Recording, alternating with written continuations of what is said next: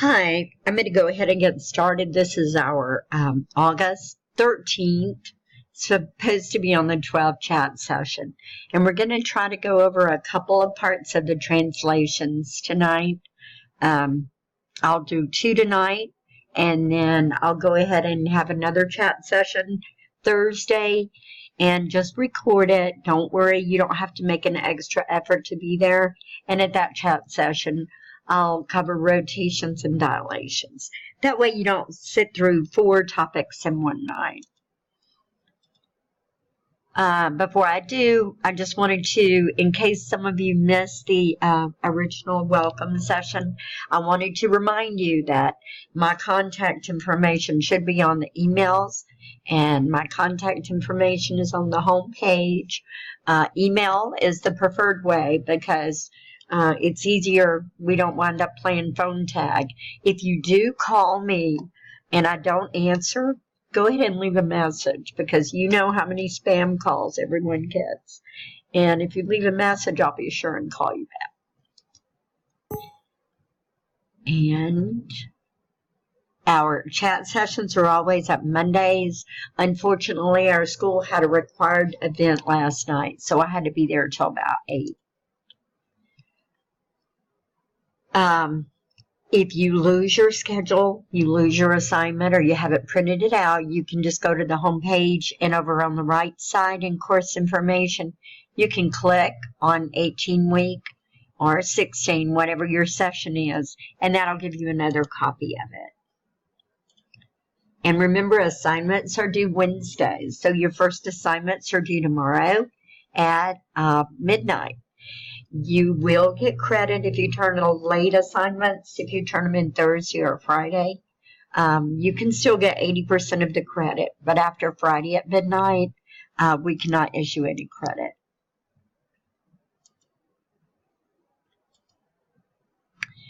And you have until November 22nd to get your final assignments in.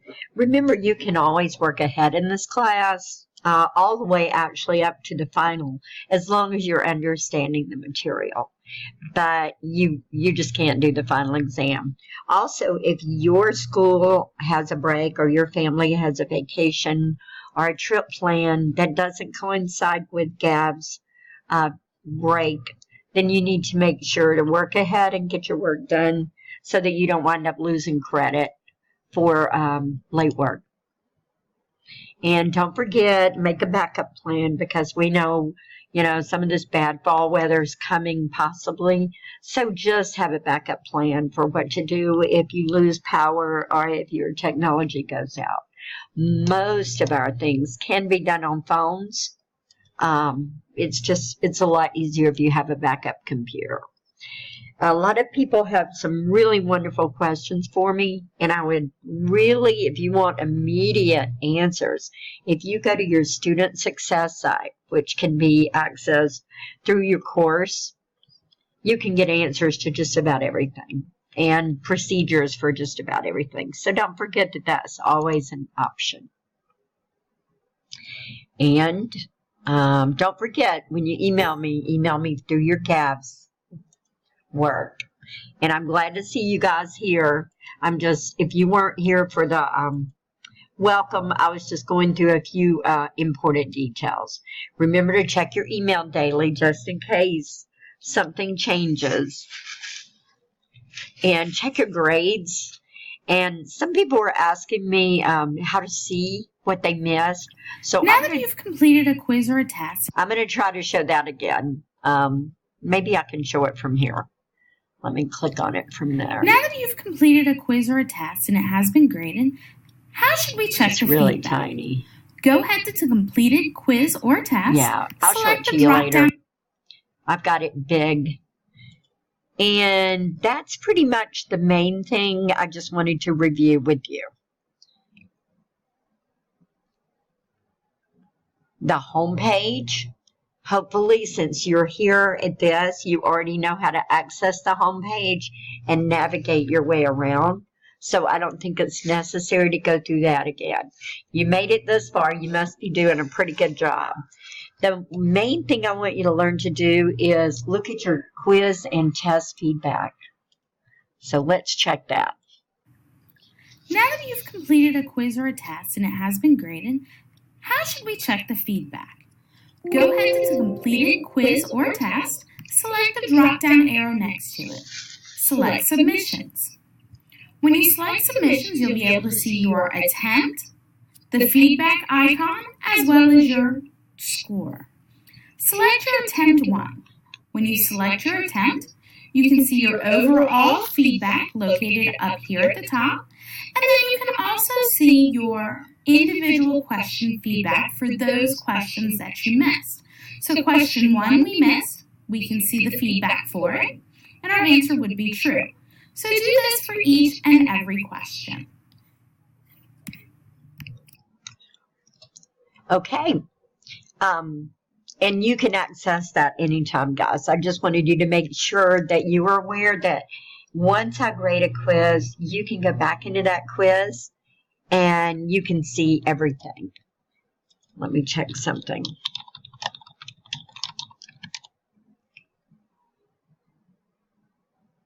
I'm just checking to make sure my sound's working. Okay. Now can you hear me? Okay. All right, super. A reminder, by the way, when you attend a session, you get a 5-point bonus on your test for that topic. So since tonight is TCS, when you take the test, you'll get 5 bonus points for participating. So thank you for being here. And I apologize for my voice. I just got sick, so I'll be all right. It's just messing up my voice. Remember, tomorrow, it's so exciting. Tomorrow's our first assignment due date. And the 2 things that are due, your introduction discussion. Thank you. Your introduction discussion and your homework quiz. Remember, the homework quiz is the one that only has 5 questions. So those are the only things that you have to turn in by midnight tomorrow. And let's see, Jocelyn, were you able to find your introduction discussion? I know you had a question about it. And I just saw that today, so I haven't responded. If you have not, then I'll work with you after this class is over to help you figure that out. Okay, to the stuff. This is a whole new screen for us. And we're talking about transformations. The TCS means transformation, congruence, and similarity. You had should have had a lot on similarity in 7th grade, and you're just looking for corresponding sides. It's more like proportions, ratios. So we're going to focus a little bit on the transformations because that's what is pretty new in 8th grade. And the major types of transformations are translate, rotate, reflect. And you've probably heard these also. A translation is also known as a slide, a rotation as a flip. A turn, and the reflection is a flip. Let me make it big. Can you see it better now? So that's our goal, is for you to make sure that you know how to work with those. And these are the major words we're working with. The image is actually the second figure that you see, because what you start with is your pre-image. The image is like the reflection or the rotation or the translation of the original. And none of these, think of all the rides at the fair. Those are types of transformations. Here are examples. If you want to screenshot this or if you want to save it, you can play it back and just get a copy of this, because this is a great example. It shows translate as the slide, Rotate, it always turns about a point, and that point is your center of rotation. And then, of course, the reflection flips across a line. Most of the time, that line is going to be the X or the Y axis, but there are going to be times that they'll, especially later in ninth grade, that they're actually going to give you specific places to flip it around, and it's just as easy. You just have to remember how far the point is from whatever line they're asking for. And the figure that you get as a result is actually the image. The first thing you start with is not the image. All right, and it says identify it, but they've gone ahead and put the words in there. You can tell that that is a reflection. It's kind of an inside out. It's been flipped across the y-axis. You can see that that's a rotation. And the pre-image starts here, and notice the little quotation mark here. That's called F prime, because you can't call this F and you can't call that the same name. So you put that little sign there to say that this is a copy or an image of that. And then this is showing that this is not a slide, flip, or turn, because slides, flips, and turns always are exactly the same size and shape afterwards. They're just going to be in a different position on the coordinate plane. So when it changes sizes, that's going to be a dilation, and that's not one of the transformations we're talking about. And if you'll notice, this one's just a slide because it's identical. Nothing has changed on it. These are very easy to spot. The translations are the easiest. Reflections are simple, but a lot of people do tend to mix them up with a rotation. And sometimes you can actually cut, if you're getting confused when you take any of the quizzes, cut out a shape on a piece of paper and move it around yourself, because sometimes if you can actually physically move the object, it's easier for you to see and understand, because it can be pretty abstract. You can see that the size has changed. Anytime the size has changed, then it's not going to be a rotation, reflection, or translation. This is a very obvious rotation. Think of a clock. And I think I'll see a few people missing this on the quizzes. If the question does not say differently, if it doesn't specifically tell you the direction of rotation, it's always going to be counterclockwise. Okay, so if it doesn't say the direction, always rotate counterclockwise. That can cause some confusion between a 90 degree and a 270 degree turn. As you can see, this one, you can draw the image just by plotting the points, and then a 180 degree counterclockwise rotation. You can tell it's counterclockwise because, see, this one has the little symbol for the primes. And when you started, you see where A is. And when you finished, notice, look at the A is 1, 1. Well, now A is -1, -1. So that's what happens in a 180 degree rotation. B, negative, it's +2, -2, and then it turns into -2, +2. So 180 degree rotation is opposites.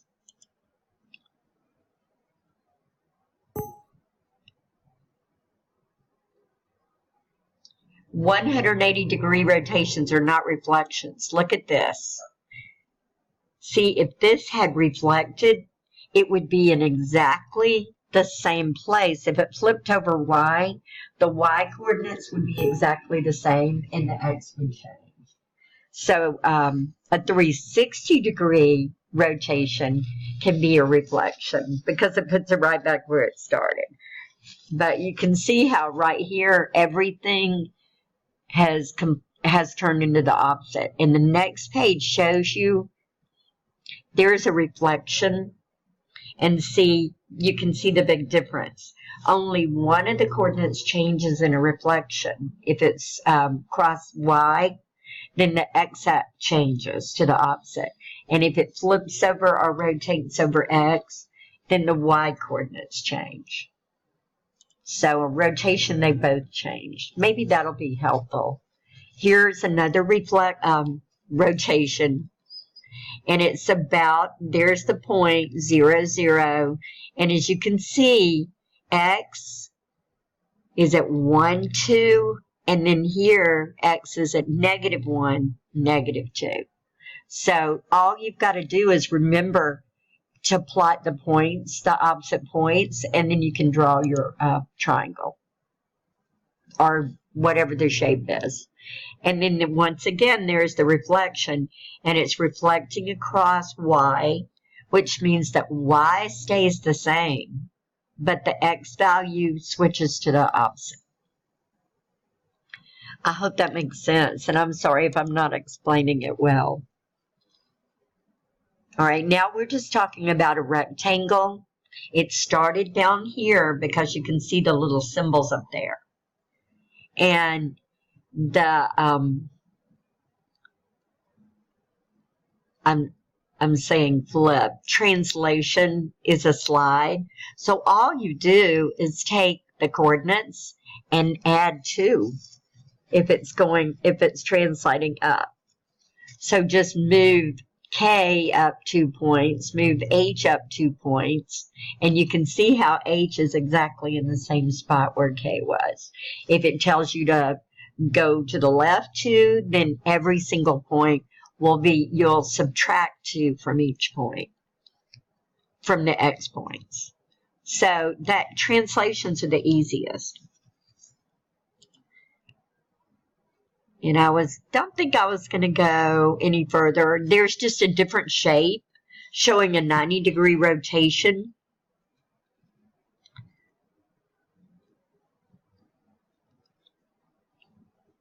And it's giving you 0, 2. Look at that, where it started with 0, 2. And then a 90 rotation around 0, 0. If you'll notice, point I, this is the point of rotation. So that's why it looks so strange. Instead of being from here to here, if they give you the point of rotation, then that's just like your starting point. It would just be just like the 0, 0. And most of the time, we're going to see the sentence rotate about the origin, and usually this is going to be your point of rotation. So that just means you start here and you flip it 90 degrees. And I think that was as far as I was going here. Notice they say clockwise here to make sure you don't get mixed up when you're looking at it, not, because it's not going to match. And here you are rotating about the origin. So you can see the difference when you rotate about the origin and when you rotate about a different point. This one's a lot easier. And then that's just a slide, flip, slide, turn. Sometimes they're going to put them together. And so all you have to do is plot the points. If you have graph paper for this, or if you cut out a shape and move it around on your plane, then it's very helpful. And I'm sorry if my voice is just really awful anyway, but tonight it's worse. Does anybody have questions? I think the easiest, this was very basic. I've got one. Strictly on reflections. And I'm going to do a few pages of that. I'm not going to do the whole thing. Wish I could get back to the beginning quicker. What are you having the most trouble with? Have you started and are you having issues with any? Most of the time it's rotations. You're a quiet group.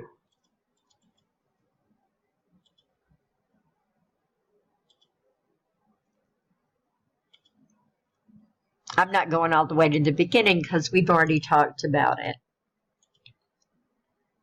And because I think I'm losing the class. Hang on, the computer's frozen.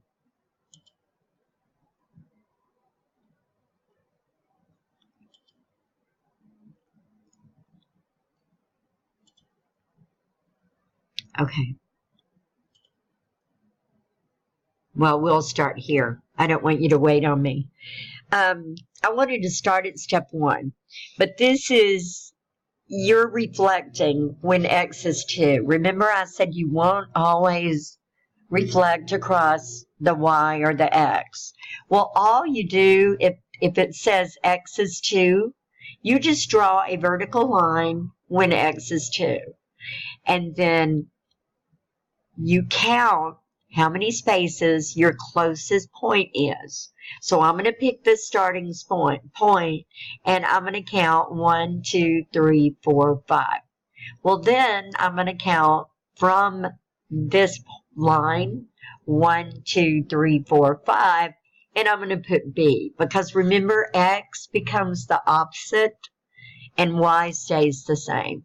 And once you get point B, then you can draw your you can go the same distance for everything else. But if you're reflecting across a point that is not B, that is not here, that's all you do. Does that make sense? You won't see it a lot, but if you do, don't worry, it's not that difficult. There it is. And then label the new points. Don't forget with the prime symbols.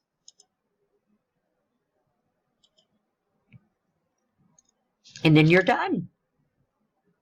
So I won't show any more of those. I just wanted you to see you may have some problems like that, but you're just making yourself kind of a new Y axis, and then you're working with that. Does anybody have any questions? Does anybody want to talk?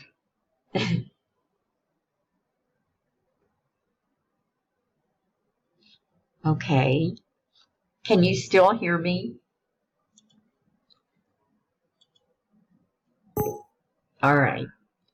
Well, this is your session. So, like I said, I don't want to put you to sleep. I just want to try to cover some of the things that people seem to be having trouble with. And if I'm wrong, you got to just let me know what you're having trouble with. Okay. So the last one, the easiest one, the translations, it's going to tell you to go up or down. It's going to tell you to go left or right. What is the image on the top left? Wow, that's a picture of me. Yeah, let me go back to it. That's me. Is that what you're talking about? The purple-haired lady? Okay, there is a story behind that. I'm old, and I know you probably have a lot of young teachers. So I never do like to post my picture, even though they do like for us to. So I found that's my avatar. I just think she looks fun.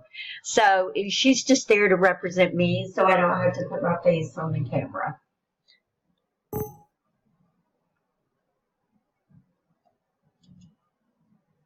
All right, that's a good question. I got to figure out which one you're talking about. Are we here at this one, or are you back in one we just did?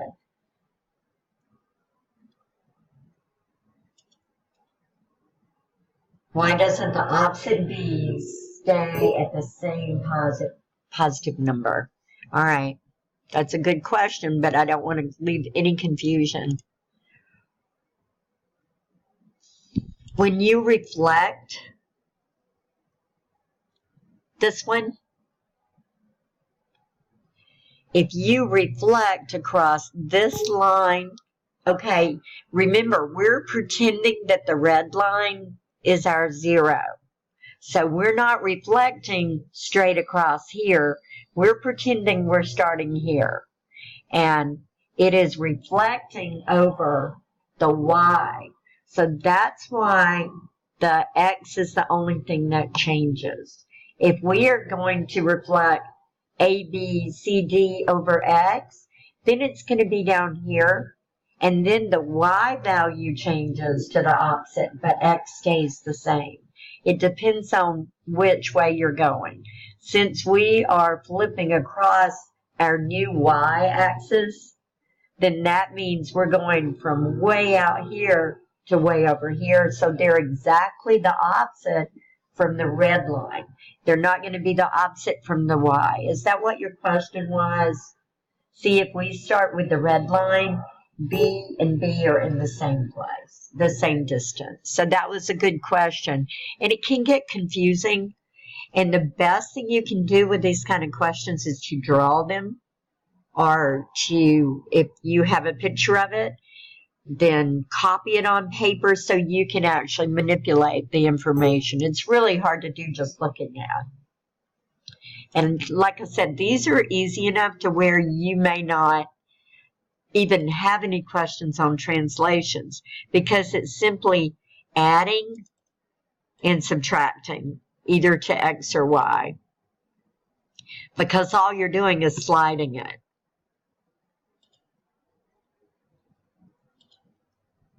And there's an example. Look at this. Is this a translation? Can you tell if A is a translation?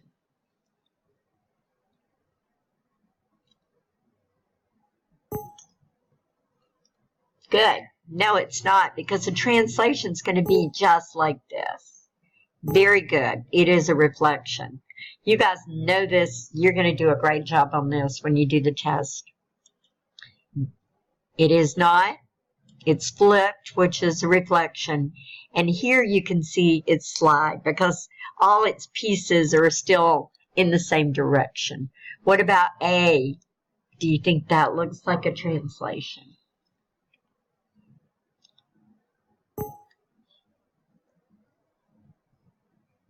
Yep.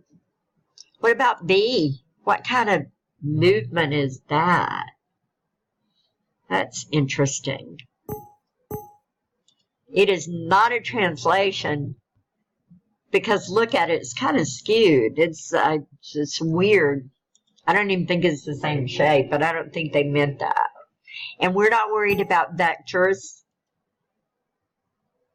Dilation, you know, it could be, except a dilation is usually the same shape. That's kind of odd, isn't it? It looks like, I don't know, it just looks skewed. All the point. Here's what happened. This one, this point from here looks like it moved too far. So it kind of changed the shape completely, didn't it? And that will never work. A dilation, it can't even be that, because a dilation would mean that all the points would move at the same, so that the shape would still have the same width, height, all the same measurements.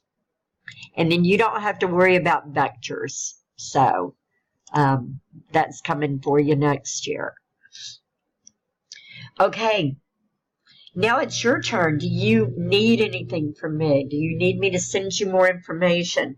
I'm going to be posting some extra resources in our links column tonight as soon as I get off of here. And there will be quite a few on transformations and dilations. So if you need more than you're getting in our Georgia Virtual. I'm also have 8 quizzes to grade, I see. I don't know if any of them belong to you, but if you'll give me about 30 minutes and you're waiting on a grade, then those should be completed. And then I'm done. You're a very quiet group, but you definitely earned your 5 points because I know it was tough listening to me tonight. And I'm sure I'll be back on track. Just make sure to check your email and always let me know if you have any questions or issues with any of your work. Thank you for being here, everybody. And Jocelyn, did you get straightened out on your introduction discussion, or do you still need me to look at that?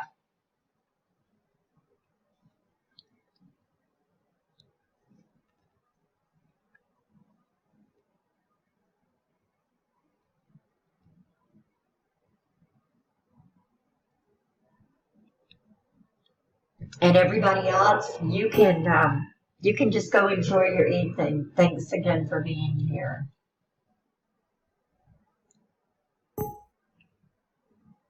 Okay. Bye, everybody. All right, Jocelyn. So to respond to two classmates, you just go back into the discussion and look at, just start reading everyone's and then click reply, and it'll let you respond to two others. Bye, everybody. Again, you got 5 points for attending, and I do appreciate your patience.